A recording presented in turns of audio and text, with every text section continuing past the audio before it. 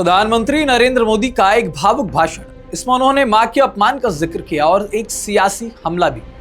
लेकिन इस भाषण पर अब विरोधियों ने भी निशाना साधना शुरू कर दिया है। तेजस्वी यादव ने कहा, विदेश में ठहाके लगा रहे थे और अब भारत आए हैं तो रोने लगे।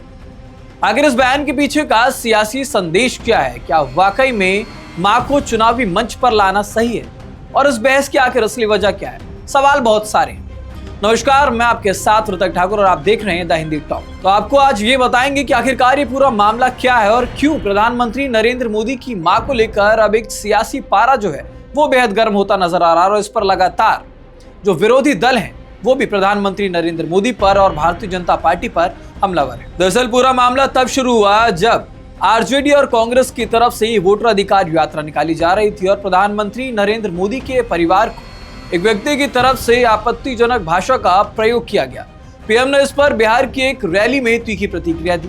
उन्होंने कहा कि मेरी मां को गाली दी जा रही है, बहन बेटियों को लेकर क्या कुछ नहीं कहा जा रहा। इस बयान के बाद सियासी सरगर्मी तेज हो गई। एनडीए ने इसे चुनावी मुद्दा बना लिया, लेकिन इसके बाद तेजस्वी यादव का एक तीखा जवाब आया। तेजस्वी यादव का बयान और उसके पीछे की आखिरकार राजनीति क्या है, ये एक बहुत बड़ा सवाल हो जाता है। तेजस्वी यादव ने प्रधानमंत्री नरेंद्र मोदी के बयान को नाटक बताते हुए कहा कि जब आप विदेश में होते हैं तो ठहाके लगाते हैं, यहाँ पर आते हैं तो रोना शुरू कर देते हैं।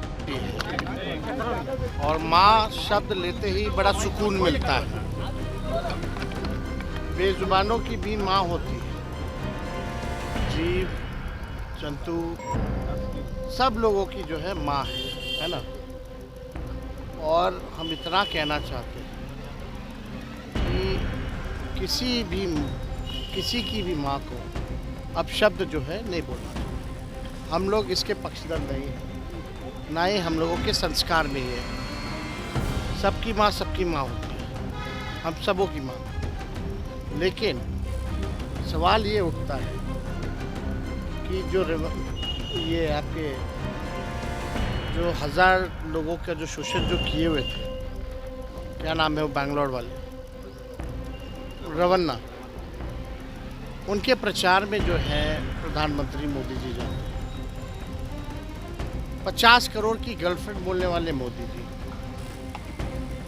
सोनिया गांधी जी को इतनी भद्दी भद्दी गालियाँ दी।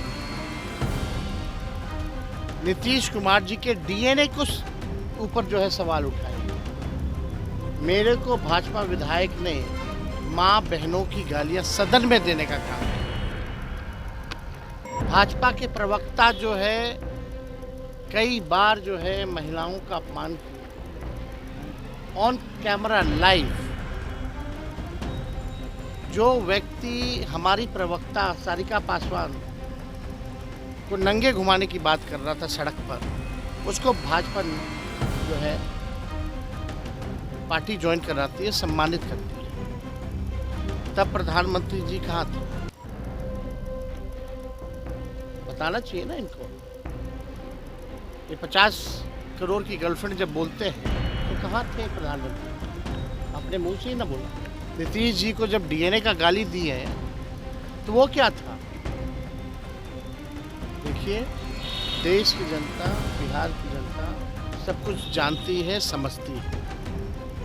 ये दिखावटी मिलावटी राजनीति से काम चलने वाला नहीं है। प्रधानमंत्री जी अब तक तो विदेश में थे। कितने दिन हो गए ये बात आए हुए। अब यहाँ आए हैं भारत तो उनको रोना है। विदेश में ठहाके लगा रहे थे। सरकार के लोग ये बिहार बंद कर रहे हैं तो प्रधानमंत्री आते तो स्कूल तो ऐसे बंद हो जाता है। तो आप देखिए ना, इनके पास कुछ है नहीं।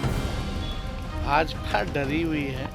जो वोटर अधिकार यात्रा में जो जन सैलाब, जन समर्थन, हर जाति, हर धर्म, हर वर्ग के लोगों का अपार समर्थन जो मिला है, इनकी चोरी पकड़ी गई है तो बेचैन है। उन्होंने इसे भावनात्मक राजनीति कहा और सवाल उठाया कि अब चुनाव सिर्फ इमोशंस पर नहीं लड़े जाएंगे।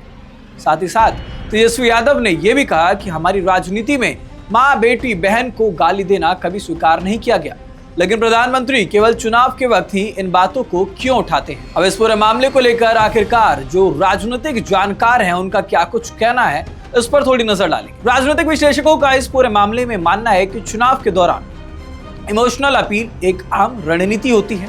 प्रधानमंत्री मोदी पहले भी माँ, गरीबी, चाय वाला जैसी प्रतीकों का इस्तेमाल कर चुके हैं। इससे जनता से जुड़ाव बढ़ता है, लेकिन विपक्ष से चुनावी सिंपैथी कार्ड कह रहा है। लेकिन ऐसे में सबसे बड़ा सवाल यह है कि क्या ये बयान मतदाताओं पर असर करते हैं या फिर अब जनता इन चीजों को अच्छे से पहचानने लगी है, क्योंकि इस पूरे मामले को लेकर अब सोशल मीडिया पर भी काफी ज्यादा बहस छिड़ी हुई है।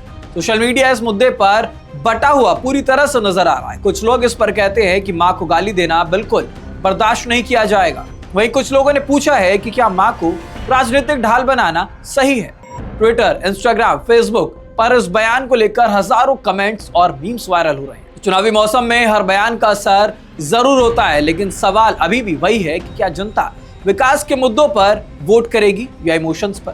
तेजस्वी यादव का ये तंज और प्रधानमंत्री का इमोशनल अपील दोनों अपने अपने वोट बैंकों को ध्यान में रख कर दिए गए हैं। अब फैसला जनता के हाथ में है कि उनको किसका समर्थन करना है। तो हमारी इस वीडियो पे आपकी क्या कुछ राय है वो कमेंट सेक्शन में जरूर बताइएगा और साथ ही साथ द हिंदी टॉप के एक्स, फेसबुक और इंस्टाग्राम हैंडल को सब्सक्राइब जरूर करें।